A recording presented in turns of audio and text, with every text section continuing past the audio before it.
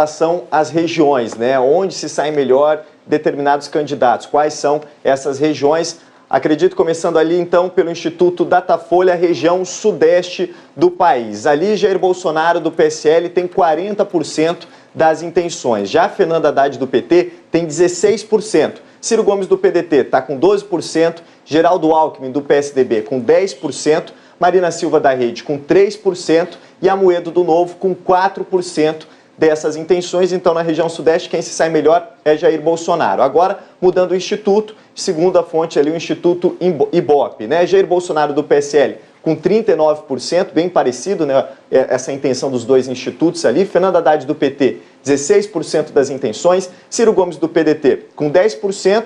Geraldo Alckmin do PSDB ali com 9%.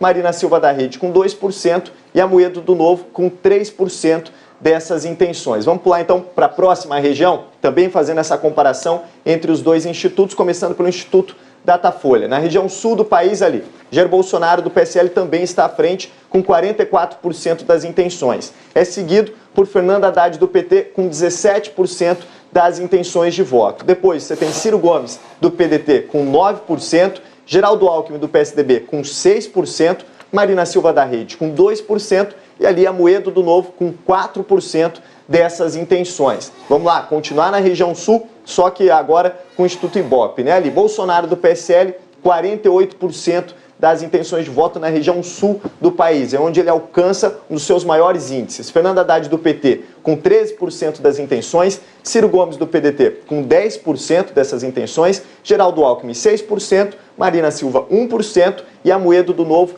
3% das intenções. Agora vamos para outra região então do país, a região nordeste do país, e aí você tem uma inversão de posições, né? Porque quem sai à frente é o candidato Fernando Haddad do PT. Enquanto Jair Bolsonaro do PSL tem ali, 22% das intenções, Fernando Haddad do PT tem 36%. Ciro Gomes do PDT, 19%, é onde também ele se sai melhor na região nordeste. Geraldo Alckmin, 4%, Marina Silva da Rede, 3% e Amoedo do Novo, 1% dessas intenções. Vamos então agora para o Ibope, né? Continuando ali na região nordeste do país.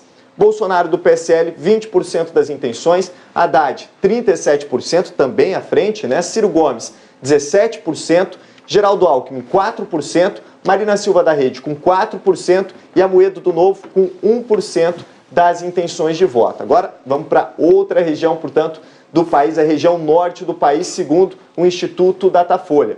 Ali quem volta à frente é o candidato Jair Bolsonaro do PSL, que tem 35% dessas intenções. Depois você tem Haddad com 26%, Ciro com 11%, Alckmin com 6%, Marina com 4% e Amoedo com 2% também. Vamos lá para o outro instituto então? Mantivemos o Datafolha agora para a região centro-oeste. Ali, Jair Bolsonaro do PSL atinge 49% das intenções. É a região onde ele atinge o seu maior índice, né? Seguido por Fernando Haddad com 14%, Ciro Gomes ali do PDT com 10%, Geraldo Alckmin do PSDB com 6%, Marina Silva da Rede com 3% e Amoedo do Novo com 2% das intenções. Para fechar então, Heraldo, vamos para a última região, segundo o Ibope, que é a região norte e centro-oeste, né? As duas regiões juntas ali. Nessas regiões, Bolsonaro do PSL tem 43% das intenções, Fernando Haddad 22%, Ciro Gomes 7%, Geraldo Alckmin 6%, Marina Silva 3% e Amoedo do Novo, Heraldo, também 3%. Nilson Clava, o que só você gostaria de perguntar nesse momento para Márcia e para o Mauro? Eu queria entender sobre essa diferença, né? Parece que o perfil do eleitor, tanto do Jair Bolsonaro, fica muito evidente ali na região sul e centro-oeste do país, e de Fernando Haddad na região nordeste. Eu queria saber qual dos dois está saindo melhor, onde tem uma maior rejeição. Se é o Haddad, que nas últimas pesquisas tem alcançado um pouco mais o eleitor do sul, do centro-oeste, ou se é Jair Bolsonaro, que tem conseguido pegar ali um pouco do voto de Fernando Haddad, de outros candidatos no nordeste do país. Bom, analisando a série histórica, a gente vê que o Bolsonaro também cresceu um pouco no Nordeste, desde o começo das pesquisas. O Nordeste é a região onde o Haddad lidera em ambas as pesquisas. Aliás, os números são impressionantemente iguais, né? E isso muito pela força que o Lula tinha ali, no Nordeste.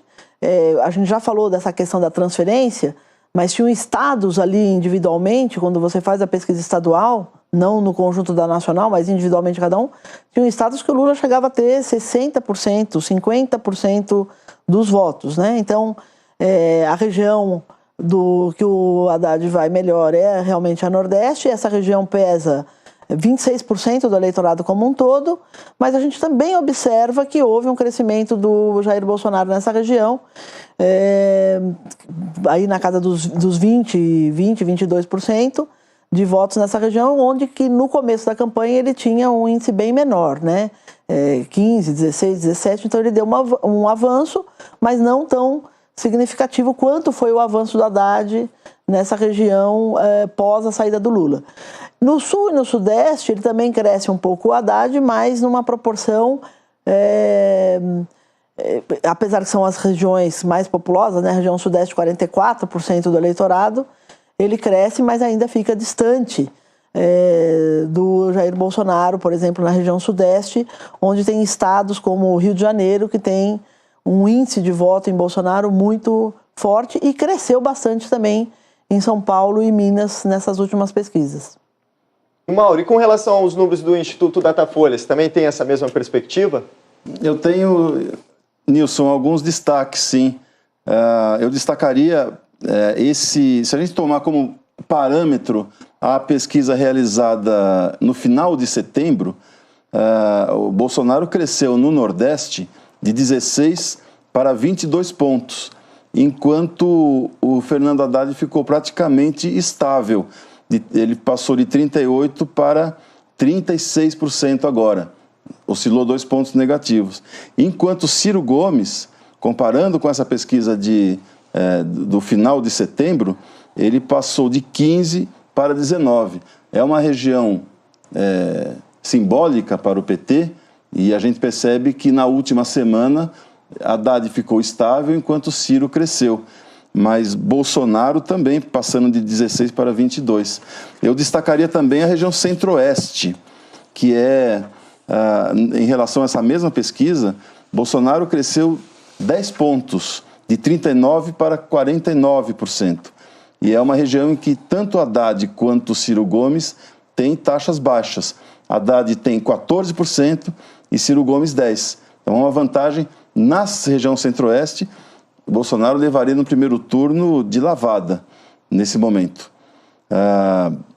E na região Norte também há um desempenho importante de Bolsonaro. Ele passa de 29% para 35% em uma semana, enquanto Haddad aí também fica estável.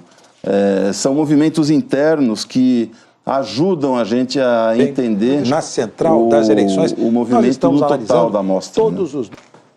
Mauro e Márcia, eu queria imitar Heraldo Pereira e perguntar o que só o olhar dos pesquisadores apontam para o que aconteceu com o Geraldo Alckmin na região Sudeste, chegando aqui em 10%, não é isso? 9%, 10%. O que o olhar do pesquisador, segundo Heraldo Pereira aponta, enxerga o que aconteceu com o Alckmin na região Sudeste? Bom, o problema maior do Alckmin na região Sudeste foi o estado de São Paulo. Né? Se a gente olhar individualmente aí os candidatos, o Bolsonaro lidera no Rio de Janeiro com ampla vantagem. Se você olhar o Ciro, ele lidera no Ceará. E Geraldo Alckmin não conseguiu liderar no estado de São Paulo em nenhum momento. Né? Desde o desempenho dele no estado de São Paulo não conseguiu fazer com que... Porque o estado de São Paulo, que é o estado onde ele governou e tal, ele pesa 22% quase do Brasil como um todo. Então, se não vai bem em São Paulo, fica difícil daí você conseguir ter uma candidatura. Agora, a razão disso pode ser o próprio desgaste de tantos anos de governo, a própria questão das questões do PSDB no Brasil como um todo, aí, as denúncias, os fatos que foram ocorrendo, que impediram ali um desempenho melhor do candidato Geraldo Alckmin no estado de São Paulo. Para ilustrar, eu posso dizer que desde o início da campanha, lá em 20 e 21 de agosto, quando a gente fez a a primeira pesquisa após o registro das candidaturas, a Alckmin ficou sempre variando dentro da margem de erro. Ele tinha 12, 21 de agosto, meados de setembro continuou com 12 e chega agora a 10% na região sudeste. Isso sugere que ele pode, inclusive, amanhã desidratar um pouco mais, porque, afinal, na região onde ele é mais forte, mais conhecido, ele não conseguiu, como eu disse, variar fora da margem de erro.